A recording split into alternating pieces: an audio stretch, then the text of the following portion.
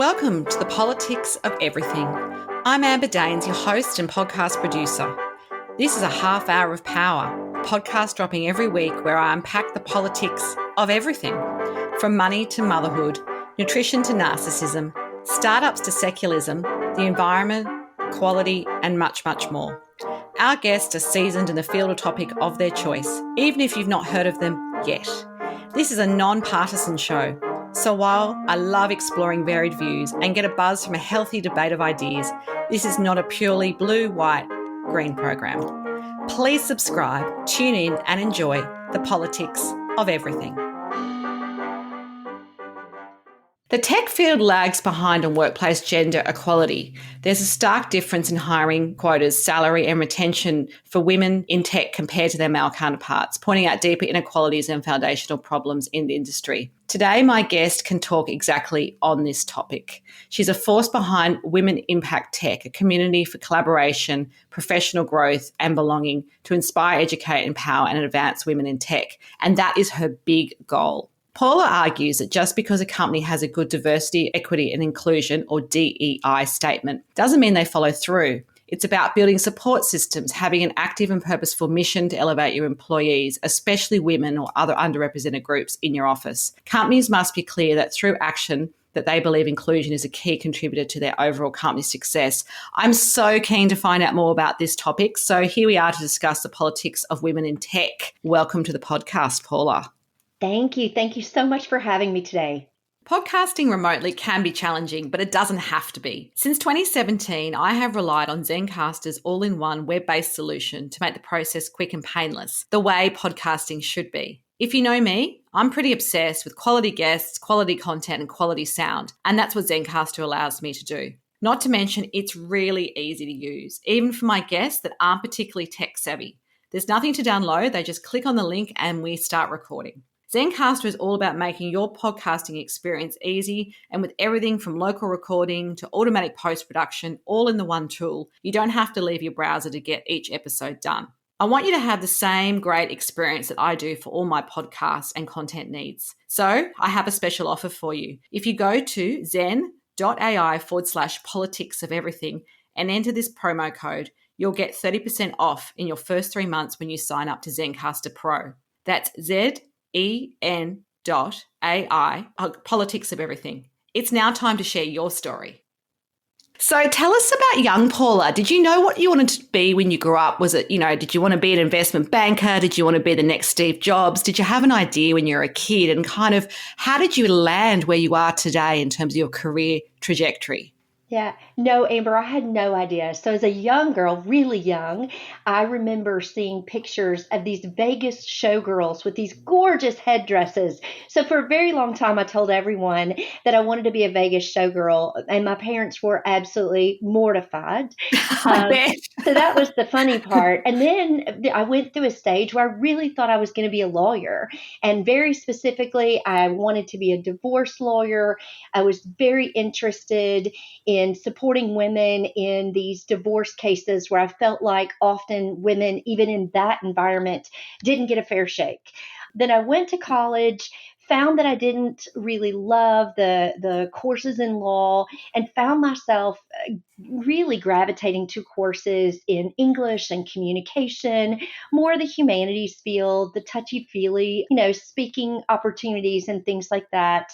And that's really where I got my passion for, the gift of gab.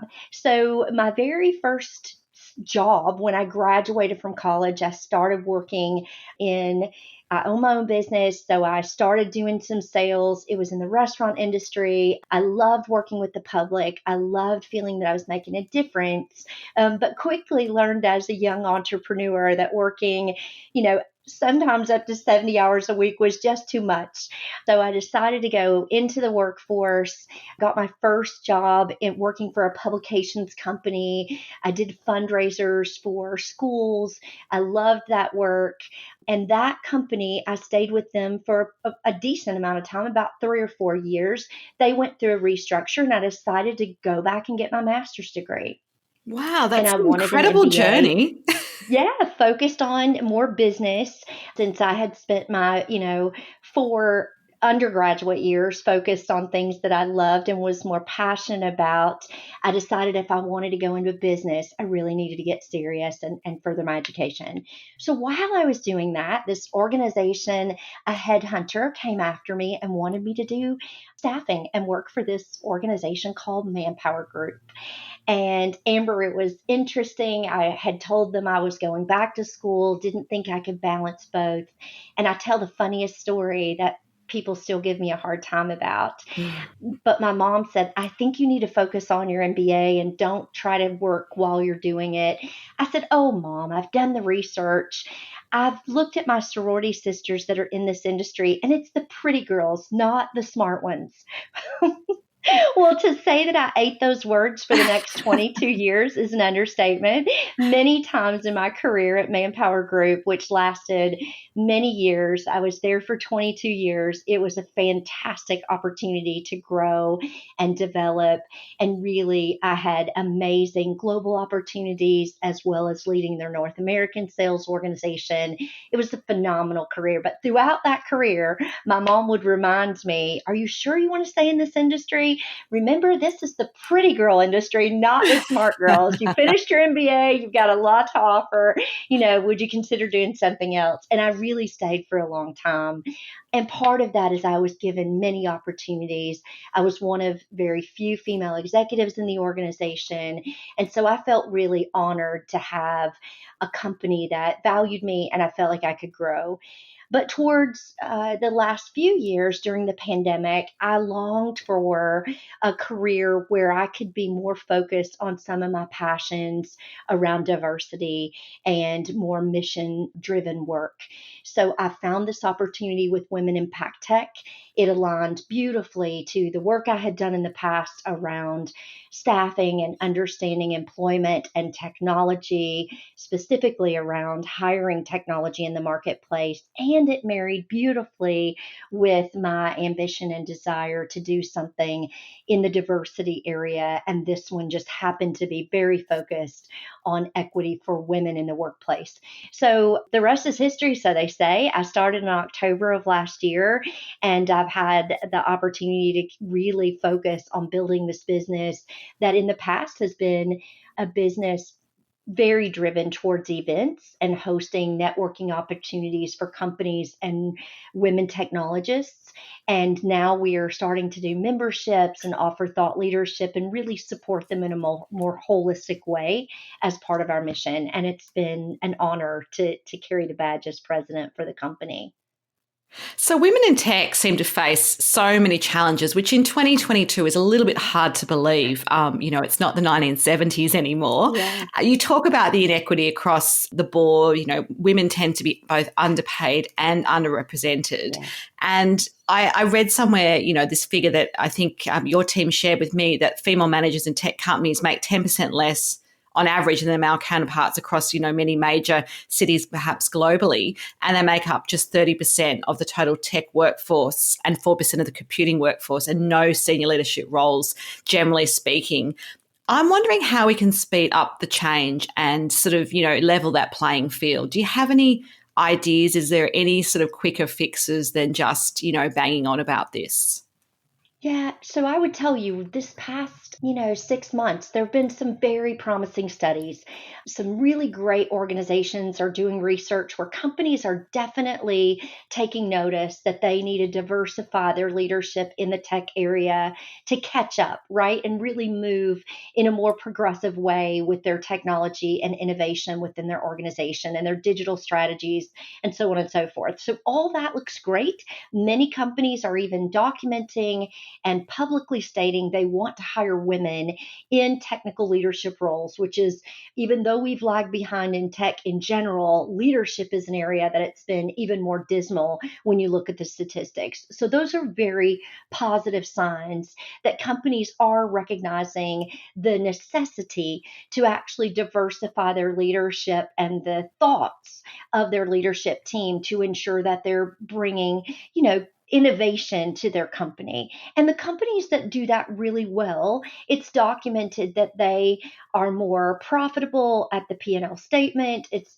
especially public companies that publish and document their strategies around equity in the leadership area. So we're seeing very positive signs. And I think it starts with companies and leadership, CEOs, executives, understanding the value that their company can gain from diversifying their leadership, executive team, their boards. So all of those things look great.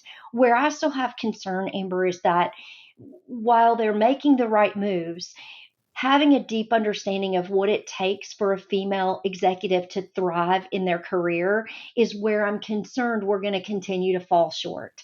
And that's part of the reason, even when you survey women that are working in tech and the numbers are, low, in that low 28 percentile of workers, and then even smaller as you get up towards leadership, oftentimes, if you survey them, they will tell you they're looking for other opportunities and potentially to leave the tech industry. And that's happening to us at a rate of, about 38% say they're looking for opportunities outside of tech. Yeah, right. When you really deep dive with these women and have good conversations, what we find is the pressures in tech, they don't feel that they're getting the work-life balance that they need, whether that's for parents, being a parent, or whether it's taking care of elderly parents. But somewhere there is a life cycle requirement where they're needing to support, more of a whole life or a work-life balance, that it's a requirement for them to be able to thrive, to have that flexibility to manage that. And often tech is unforgiving and they don't allow for it. Absolutely. So why should more women want to work in tech? To me, it sounds a bit like they may not want us there and they're not making it any easier. So if you were going to sell this industry to women who, might have an interest, what would you tell them are the good stuff that they can, I guess, hang on to and run with to make sure that it's the right place for them? Because we all want to work in a place that we feel valued and included and not every day feel like it's an uphill battle just to be there. Yeah, I think the biggest thing is that they're blazing a trail, right? And that because there are fewer women, the companies that are embracing executive women leaders in tech, they truly are giving them a seat at the table and the opportunity to make a difference in a way that other female leaders in organizations may not be as included.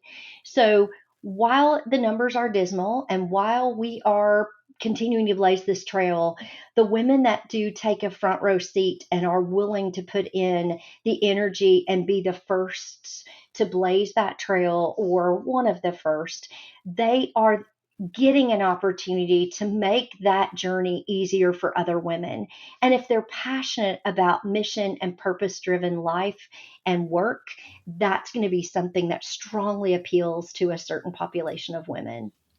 The pandemic had an impact on women in tech that was stark, and women in the tech industry were twice as likely to be laid off than their male counterparts through the pandemic. And like a lot of industries, I think women bore the brunt of, more responsibility, perhaps with home learning with, school-aged children at home. That was my story. More things to do at home to survive that pandemic phase of lockdowns. 54% of women say that the pandemic made it harder for them to even get into tech. Meanwhile, almost 40% of those who maybe were were looking to leave, and they report dissatisfaction. I think it'd be great to know how we can retain fabulous talent, particularly from women and other people in underrepresented groups, especially in a leadership capacity. We want to have a pathway, I guess, for people to stay in tech, and particularly women. Do you have any ideas on how that can happen? Absolutely. I think the first thing that companies need to do is they need to understand what is required for females to thrive in their careers.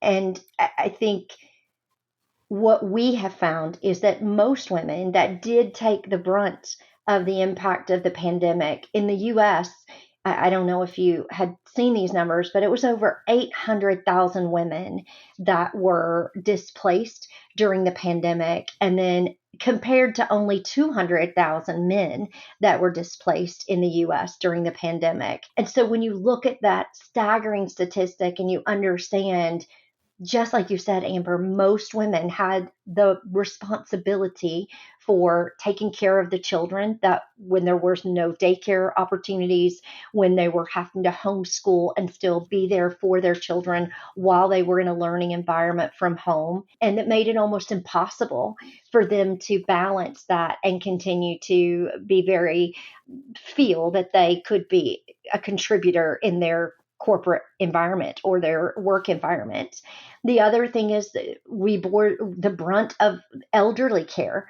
So when you look at the responsibilities that women have across the board at some type of caregiving, it's either childcare, it's elderly care, but they are typically the sole provider or primary responsible party of caregiving in the family. And because of that, they need flexibility. And not just flexibility in the ability to come into a workplace, but flexibility in their scheduling, flexibility in childcare arrangements. They need a backup plan. So, companies that have figured this out and are offering innovative solutions around childcare, some companies are bringing in and having a public area where there's like a childcare on premise of their campus, and that's working really well. Most companies that are truly working towards innovation, towards driving women and their careers, they're offering that flexibility and allowing them to work more flexible schedules. But it is such a small percentage compared to the large tech companies that often are going back even on in the office versus working remote. We just need more companies to embrace the culture that it takes for women to be successful and thrive in leadership roles. So, who have been your greatest career mentors and why have they made such an impact in your career or life? Oh, such a great question. And there are a ton of, technical leaders that I certainly admire and that paved the way for so many women, both in technology and in, equality. When you look at LGBT rights, there have been amazing women in all those areas. But the ones that had the biggest impact for me were far more personal. So I had a couple of women in my company that really got me motivated and inspired around diversity and ensuring that I had a nice balance between I'll call my first hat of my day job and working towards a P&L statement and working towards leadership, towards mission and goals and objectives, and balancing that with things that I had more passion. So there was a wonderful lady that ran our supplier diversity initiatives at Manpower Group. She got me involved very early as an individual contributor when I was in sales and helped me understand how having that balance and focusing on mentoring other female entrepreneurs in our supply chain could just really add value for your own learning as well as to feel that you're giving back to your community. So that was a great lesson for me. I was certainly young and ambitious and climbing the corporate ladder and so focused on results and all of the things that it takes to get that next big promotion. She was such an inspiration to give me that balance of finding joy in giving back.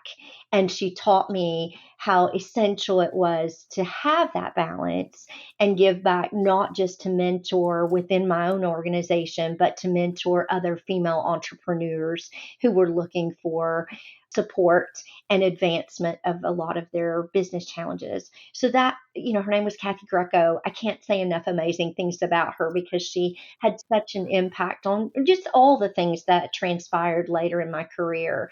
And then the last one, I would be remiss if I didn't say my mother. I was an only child, Amber. My mom was an accountant.